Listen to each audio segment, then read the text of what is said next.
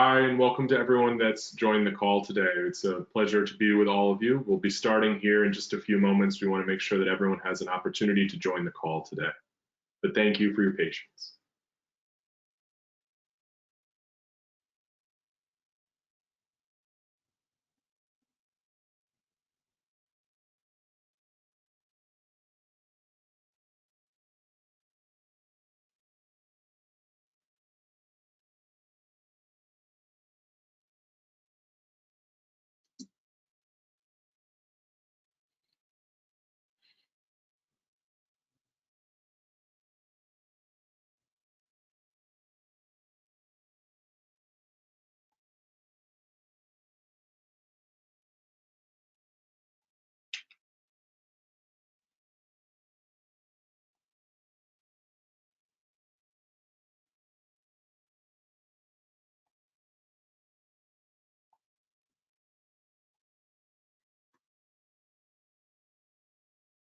Again, thank you for everyone who's had an opportunity to join. We'll be starting in just a moment. Appreciate your patience. Just want to give everyone an opportunity to join the call.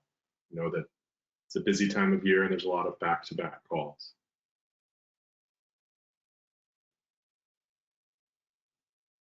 Just keeping an eye on that attendee list to see if it stops ticking up, and we'll go ahead and get started.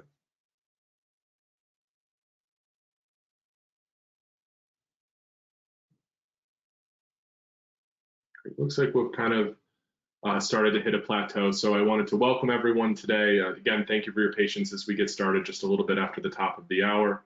We're going to go ahead and get started at this point. So welcome to Everbridge's webinar today about increased risk that's associated with European holiday markets and just general public gatherings. As always, a couple housekeeping slides that we'll need to address to get started. We will be recording today's session.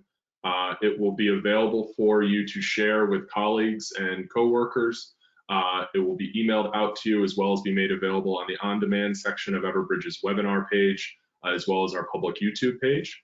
We will share resources after the call today, including our situation report, which is posted currently in the chat, as well as the slides from today.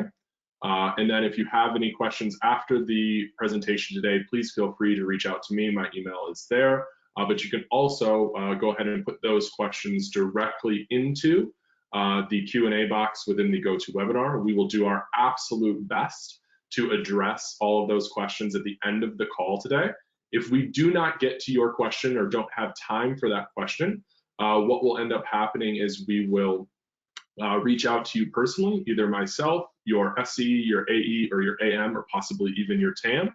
We'll reach out to you to discuss your question and make sure that you get the answers that you're looking for. So before we get started, I do have a brief statement that I want to issue from the Everbridge team. It starts with: Everbridge extends a warm welcome to each of you today as we come together to discuss the current geopolitical landscape and associated risks to life and property. We share this information today with a steadfast belief in our organization's mission of keeping people safe and organizations running during a crisis. We are acutely aware of the sensitivity surrounding some of the topics and issues that will be discussed today, and in some cases, the profound impact it has had on individuals and communities. Our aim as we delve into this discussion is to approach it with knowledge, empathy, and a commitment to sharing valuable insights to help security professionals operate as quickly, proactively, and efficiently as possible. Our business is focused on providing timely, comprehensive, and accurate risk intelligence so our customers can make informed decisions to keep people safe. We will continue to provide regular updates like this over the coming year and into 2024. Just a reminder that throughout this webinar, we will maintain respect for all communities and viewpoints, and we ask for your understanding that the information presented today is not meant to advocate for any specific political or religious stance. Thank you. So let's talk about today's presenters. I'm joined today by James Burr, who's our regional analyst for EMEA. He's got a great background, and he's going to really share some great insights and details with you today. And my name is Sean McDevitt. I'm the Director of CEM Product Marketing here at Everbridge. So we do have a brief agenda just to make sure that everyone's aware of what we'll cover today. So the latest developments from our risk intelligence team, which will be shared by James. We'll do a bit more of a Q&A today than what we saw during the Israel and Gaza webinar. for those of you that were able to join that previously. We'll look at some actionable data and insights provided by real-time CEM contextual layers that are coming from our tactical resolution team.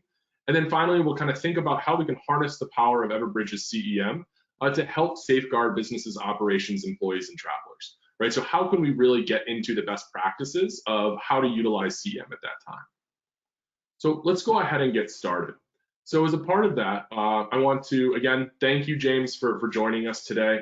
You have a fantastic background, and I wanted to make sure that we could share some of your expertise with a wider audience beyond how we've traditionally engaged these groups outside of SIT reps. So, the first thing I want to start off with is this holiday season different from what we've seen previously? Are there any significant bellwethers in Europe leading up to this holiday season that we should be kind of considering and thinking about? Well, every holiday season in Europe is accompanied by a heightened risk of terrorism, with associated locations and festivities seen as appealing targets for jihadists as well as other extremists. And just for reference, I've deemed the holiday season to stretch from the end of November through to the first week of the new year. The last festive period wasn't overshadowed by any major acts of extremism, and up to October, this year has largely been devoid of any terrorist-described attacks. The only one being a stabbing in late January at two churches in Algeciras, which is located in southern Spain, when a Moroccan national killed a church sacristan and injured a priest and two others. However, this year, the threat of terrorism against the backdrop of Christmas, New Year's, and Hanukkah celebrations, with the latter taking place between December the 7th and 15th, is particularly elevated, given the two Islamic State-inspired attacks in October, as well as the tension surrounding the ongoing conflict in the Middle East that have spurred polarization amongst Muslim and Jewish communities in Europe. Thanks, James. So I think that kind of helps us level set on what we're seeing and what we've seen in previous years for kind of the context around the holiday season, particularly in Europe. So, we have previously issued situation reports on attacks in France and in Belgium just earlier this year. Can you kind of share some details about those incidents and what influence they may have over the coming weeks? Sure. Firstly, I'll recap the attacks in France and Belgium in October before proceeding to give an overview of the fallout. On October the 13th, a stabbing took place at Lycée Gambert-Carnot, which is a high school in Arras in the north of France. A 20-year-old former student returned to the school and attacked a French language teacher who was killed, while another teacher, a security guard, and a cleaner were seriously injured. The suspect was detained at the scene, and according to eyewitnesses, the attacker was searching for the history teacher, and before committing the attack, he had pledged allegiance to the Islamic State. Now, the stabbing was very similar to the killing of Samuel Paty, who was a history and geography teacher at a high school in the northern suburbs of Paris that took place almost 3 years to the day. Paty was beheaded with a cleaver outside the school by a radicalized teenager, and the attack was carried out to avenge Paty's use of a caricature of the Prophet Muhammad from one of Charlie Hebdo's cartoons during a freedom of expression class. October's second terrorist attack followed 3 days after the Arras stabbing and marked the fifth Islamist terrorist attack carried out in Belgium since 2014. The attacker, a 45-year-old Tunisian national who had escaped prison in his homeland and illegally entered Europe, opened fire on Swedish soccer fans just outside the city centre, leaving 2 dead and 1 injured. The attacker then fled the scene and shortly thereafter released a video on social media in which he claimed responsibility for the shooting on behalf of the Islamic State. The released footage also claimed that the perpetrator was directly targeting Swedes, with Belgium authorities ascribing the burning of Qurans in Sweden that have taken place periodically this year as the potential motive for the terror-related shooting. Now, in both cases, the radicalized assailants were known to the authorities and yet were still able to carry out their attacks. Furthermore, both attackers lived in the same city as where their attacks took place, although neither attack was directly attributed to the conflict in the Middle East, despite taking place in the wake of a former Hamas leader calling for a so-called Global Day of Jihad on October the 13th, which is the day when the Arras stabbing actually took place. So, James, those were some fairly significant events that took place that you kind of just recapped. I mean, some of them just in the last, several weeks.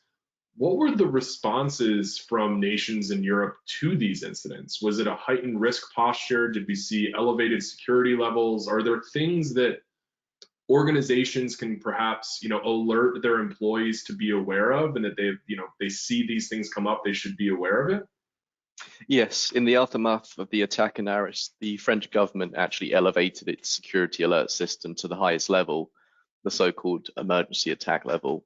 In addition, around 7,000 military personnel were deployed to at-risk locations across the nation, such as tourist attractions and synagogues.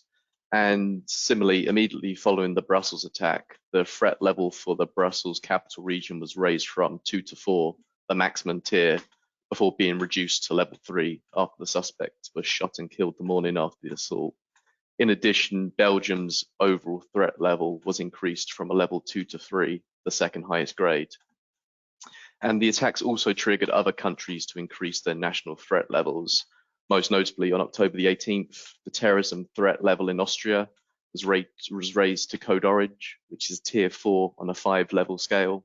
And that same day, the Slovenian government raised its national terrorist threat assessment level from 2, green, to 3, yellow, also on a scale of 1 to 5. So I think sorry, James, I didn't mean to interrupt you, but there seems that, countries are taking notice of this, and they're taking the actions necessary that could result in some, increased police activity and things like that when individuals are traveling or even live there, that they may see. So I think that might be something that organizations want to keep in mind when these types of things happen, about reaching out to those employees. So, could you also talk about just some of the specific events that have taken place recently, whether they be faith-based attacks or not? Of course, yes, I'll discuss some of the notable anti-Semitic acts that have taken place in recent weeks, because we've seen a jump in faith-based attacks since the start of the conflict in the Middle East, and I'll run through those chronologically. Firstly, on October the 18th, 2 Molotov cocktails were thrown at a synagogue in Berlin's central Mitte borough by masked assailants, albeit causing no major damage to the building. And then 9 days later, on October the 29th, a group of anti-Israeli demonstrators stormed Maklakla Airport, which is in Russia's southwestern Republic of Dagestan. Hundreds of people broke into the airport shortly after a regularly scheduled flight had arrived from Tel Aviv's Ben Gurion Airport. The crowd then entered the runway and surrounded the plane operated by a Russian airline, waving Palestinian flags and shouting Allahu Akbar, or God is greatest. Before security forces were able to restore order and clear the multitude from the landing field and terminal, at least 20 people had sustained injuries and upwards of 60 people have been detained.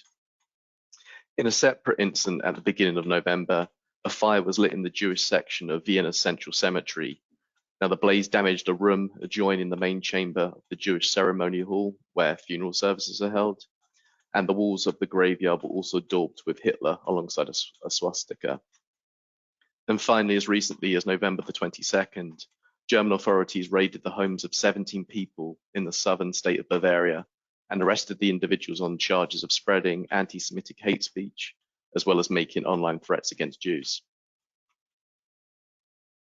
So, I mean, obviously we had a webinar about 5 weeks ago where we kind of discussed the Israel-Gaza war conflict that's taking place. There's been significant development since then in that geographic region, but what has changed in Europe since the start of that conflict? Well, since the outbreak of the war in the Middle East, protests have predominantly been in solidarity with Palestinians, and the largest and most disruptive from a transportation perspective have taken place across successive Saturdays in central London, the most violent of which took place on November 11th, which coincided with Britain's Remembrance Day, or Armistice Day, when far-right protesters clashed with police, leading to dozens of arrests.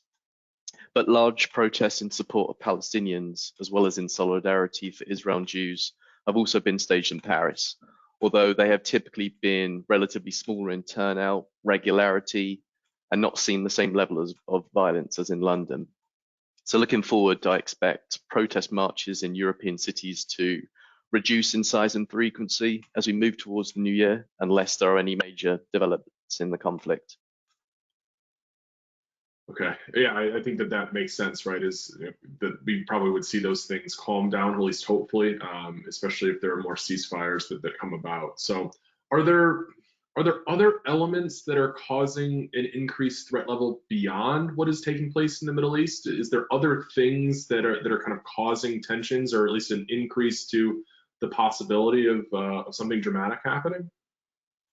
Yes, there have also been at least 3 right-wing extremist arrests in recent weeks, although they do not appear directly connected to the war in the Middle East. In Belgium, 2 suspected members of an unnamed far-right extremist organization were arrested in Deppenbeek, which is located in the country's northeast, as well as in Ostend, which is located on the Belgian coast, in early November. The pair, a male and a female in their early 20s, used online forums to recruit new members to perpetrate extremist acts, and materials that could be used to manufacture homemade explosive devices were also found during these police raids. And elsewhere, an 18-year-old male suspect was detained by police in Germany's central state of Hesse in mid-November following a raid at his property. And computers, mobile phones, along with unspecified weapons and ammunition were confiscated during those searches. In both instances, it remains uncertain how far developed the individual's plans for potential acts of violence were. Furthermore, it was unknown whether any targets, have been selected by those aspiring extremists. Okay.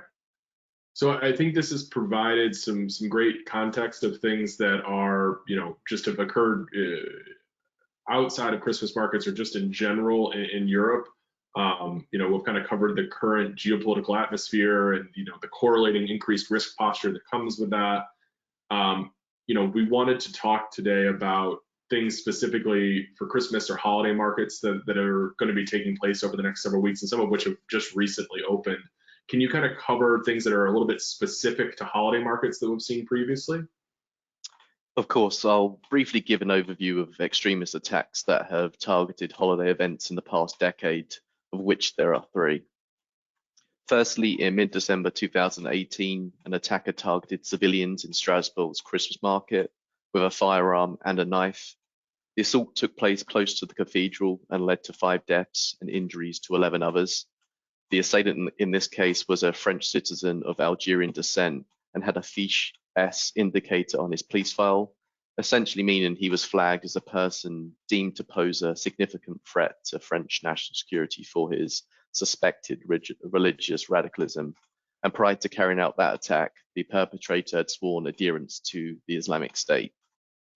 And 6 days before Christmas Day, December the 25th, in 2016, a truck deliberately rammed pedestrians in the vicinity of a Christmas market near Berlin's Kaiser Wilhelm Memorial Church. The ramming attack left 13 people dead and another 55 or so injured, and the attacker, who was an asylum seeker from Tunisia who was living illegally in the EU, had hijacked the truck in central Berlin before carrying out the attack. And in the aftermath of the assault, the Amaq news agency, which is linked to the Islamic State, released a videotape of the attacker vowing fidelity to the militant group. And finally, on December the 22nd, 2014, a vehicle ran over 10 civilians at a Christmas market at Place Royale, which is located in France's northwestern city of Nantes, killing one of the victims. And according to French authorities, the hit and run was inspired by footage circulated by Islamic State propagandists demanding that French Muslims perpetrate attacks against non-Muslims, specifically using vehicles. Yeah, some of that's tough to hear. So, James, what about incidents away from Christmas or holiday markets during this time period, right? So, should there be concerns surrounding other large public gatherings? Should organizations be kind of communicating some sense of caution? Should they be giving employees different ways of communicating if they see something? I think this is a festive time period. While Christmas markets are a big part of that, they certainly aren't the only type of large public gathering we would expect to see over the coming weeks and months. Well, in addition to the Christmas market attacks, other incidents have taken place during the holiday season, but they appear to have coincided with the festive period rather than being motivated by events and celebrations that characterize the holiday season.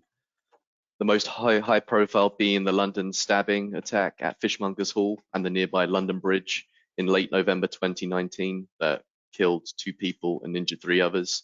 The attack followed the suspect, who was a former participant in an offender rehabilitation program, be invited to attend a conference at the hall, who then threatened to blow up the building before stabbing attendants and passers-by on London Bridge with kitchen knives after fleeing the premises. Now, as terror attacks can happen anytime, any place, and anywhere, it's naturally hard to predict where they'll take place, as well as the means by which an assault will be carried out. But they'll likely be perpetrated by members of the local community. Most notably, both the assailants in October's acts of violence resided in the cities where the attacks were performed. But any attack that takes place will likely be committed by a radicalized lone wolf or a small cell of militants, and probably not be particularly sophisticated in its undertaking, perhaps involving a knife, firearm, or a deliberate vehicle ramming. So James, when we think about trends in outlook for the rest of 2023, and particularly around concerns around large public gatherings and Christmas markets, are there specific trends that we're seeing with the method of attack? Should security professionals be thinking about how to warn employees or be cognizant of specific types of attacks? What should they be listening for? Yes, well, vehicle rammings have become a popular mode of attack, as demonstrated by 2 of the 3 attacks that have targeted Christmas markets in the past decade. Additionally, the method of attack was used by jihadists in Barcelona in August 2017, killing 24 people and injuring a further 150 others, as well as the Nice truck attack on Bastille Day in 2016, which killed over 85 people and injured almost 450 others. Now, incidentally, the last major extremist attacks that involved explosives came over 6 years ago, with the botched jihadist bombing on a London Underground train at Parsons Green tube station, which injured 30 people in September 2017. And that attempted attack followed almost 4 months after the Manchester Arena bombing, which led to 23 deaths and over 1,000 injuries. So the attacks in the UK followed the previous year's bombings at Brussels Airport and the Malbeke metro station in the city centre, which caused 35 deaths and close to 350 injuries. But returning to Christmas markets, they are likely to attract the attention of any would-be assailants, and past attacks have drawn widespread attention and reaction. And tellingly, news emerged today that 2 teenagers have been arrested in Germany on suspicion of planning an Islamist attack on a Christmas market. A specific market in Leverkusen, which is located in the northwest of Germany, was to be targeted by the pair at the beginning of December. And the plot involved blowing up a small truck with fuel. However, authorities have not found fuel stocks in their investigation thus far. The suspects then apparently planned to flee to Germany after the strike and join an Islamic State offshoot active in South and Central Asia. But aside from Christmas markets, with the heightened tensions caused by the ongoing war between Israel and Hamas, as well as Hanukkah coming up, there's an obvious risk to Jewish institutions and communities. And moreover, Al-Qaeda has increased its propaganda efforts in recent weeks, including calls for attacks against Israeli, American, British, French, or German nationals, with the likely aim of attempting to prompt European nations that are aligned with Israel to withdraw their support. So before sorry, I should take a breath. I think, I'm thankful that plot was caught in time, James. I think it's incredible to hear that these things are already taking place. So thank you for sharing kind of that, what I'll call is breaking news in the last 24 hours or so with the audience. So, but before we really kind of take a look at some of the new tactical resolution layers that are in Visual Command Center and some other steps that organizations can take to help understand the risks that are facing themselves and their employees over the coming weeks, do you have any parting thoughts or insights that you can kind of share with the group? Now, in the coming days, governments and diplomatic missions in European states are likely to begin issuing advice for citizens of the overall threat of terrorist attacks during the holiday season. Now, the wording of these messages is typically quite consistent, with consulates and embassies noting heightened security measures in the host country in light of the ongoing elevated risk of terrorism throughout Europe, and listing locations commonly targeted by violent extremists. In particular, Christmas holiday markets, shopping malls, airports, clubs, bars and restaurants, place of worship, and transit hubs. But also soft targets and public areas outside secure areas that will not see equivalent security measure increases will be particularly vulnerable to attack. Although there is no certainty that there will be an attack this holiday season, potential responses in the wake of an assault could include, of course, depending on the scale of the strike, possible manhunts, localized or area-wide lockdowns, associated transit disruptions, likely in the form of road closures and/or rail, tram, bus service suspensions, increased security and/or restrictions at overland border crossings if there are concerns that assailants could have fled or will attempt to cross borders, bolstered security at sensitive or high-profile locations, such as government facilities, public transport infrastructure, religious houses, tourist attractions, and sporting events. And finally, suspicious package investigations, possibly like in conjunction with the uptick in bomb threats across France that followed October's stabbing in Arras. And importantly, in the aftermath of any extremist attack, there will be a heightened threat of copycats or others inspired by an attack choosing to take action, along with the potential for retaliatory acts of violence. Awesome. Well, thank you, James, for sharing those insights. That was incredibly powerful. I know that we've already gotten a couple questions that I'll try to make sure that I save time for. We may not stop at exactly 11:30. I may ask individuals to stick around for extra 60 seconds or so. But thank you for those insights, James. I sincerely appreciate it. I'm sure our audience does as well. I do want to kind of show some of the things in the product real quickly so that we can start to address how those things may work and how we can start to work through some best practices components. So let me switch from the PowerPoint to my main screen here. And I'm hopeful that everyone will now be able to, is GoToWebinar begins to think. What we'll now see is Everbridge 360. I've zoomed into a specific settings section here for a custom safety connection button.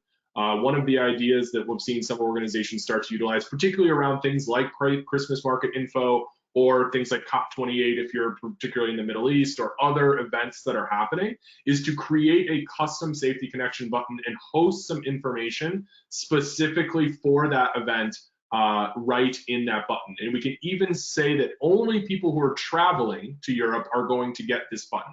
We might have a slightly different button for people that are based in a particular country regarding Christmas markets and those things, right? We need to give different flavors of the type of data that we're sharing to those individuals, because if I'm traveling to a geographic region, I may not know what to look out for or where my nearest help is and different things like that. So that's one of the ways that we've seen organizations start to leverage the flexibility of Everbridge and get the right information to the right people at the right time. Beyond that, another component that I wanted to start to talk about is just within Visual Command Center. I'm already focused in here on EMEA since that was what our focus for today was. If I start to pull up a couple different things, right, I may turn on my alerts to see what's taking place. We've got some protests. We've actually got that the event that James referred to just a few moments ago regarding the two individuals that were detained based on the plot to have a terrorist attack in Leverkusen. I may turn on my assets here to understand where my travelers may be going. Are they near anything? But then one of the features that we've added very recently is actually within our contextual layer. It's going to be coming from that T-Res team for all of the different Christmas markets that may be taking place in Europe over the coming weeks and months. So now we can start to see that we've got individuals who are traveling to these geographic regions where these things are going to be taking place. We can start to correlate them against different risk events that are happening. So if we see individuals in that specific area, I might come in and actually say, you know what, I want to communicate with the travelers that I have headed to Frankfurt or to Stuttgart, just letting them know what's taking place. And we can do that in a couple different ways. I'm going to do it based off of just creating a filter. I'm going to pick on my individual here in Frankfurt, and then I can launch a communication or incident directly to them, giving them information on those Christmas markets that we just learned today on the webinar, that we may find in the situation report, that we may find in a couple different ways, but giving us that insight on where these things are located, where my travelers or employees are based that are close to these things that might be planning on attending, and what we want to do to make sure that we keep them safe. Obviously, if we have operations in those geographic regions, if we have physical assets, we may want to be thinking about how do we increase our security posture? Do we hire more guards? Do we need to close a parking deck? What other steps do we need to do to keep the operations running while keeping people safe is a part of that process. I can see that I'm now at the bottom of the hour. I do want to ask, I'll try to at least get one of these questions in here that have come up. I do want to make sure that we try to get to as many of those as we possibly can. If, again, we don't address yours here live on the call, I will follow up with you personally, or your TAM or AM will as well. So, James, one of the first questions that came in, I'm going to kind of give them the credence here, was most of the events that you've covered concerned Islamist-inspired terrorism. Given that right-wing extremists continue to operate in Europe and individuals have been arrested in recent weeks, as you actually, I think you alluded to, do they pose a threat to during this holiday season? Well, given the nature of the festive period, extremists may be motivated by the prospect of carrying out high-profile mass casualty attacks. Yet, based on recent trends, there hasn't been a major right-wing attack that has specifically targeted holiday celebrations, most notably Hanukkah. And if memory serves, the last significant right-wing extremist attack in the region took place almost 4 years ago in Western Germany, when a lone wolf targeted a shisha bar in Hanau. And I believe that there were around 10 deaths and 5 injuries in that targeted shooting attack. And that one didn't take place during the holiday window.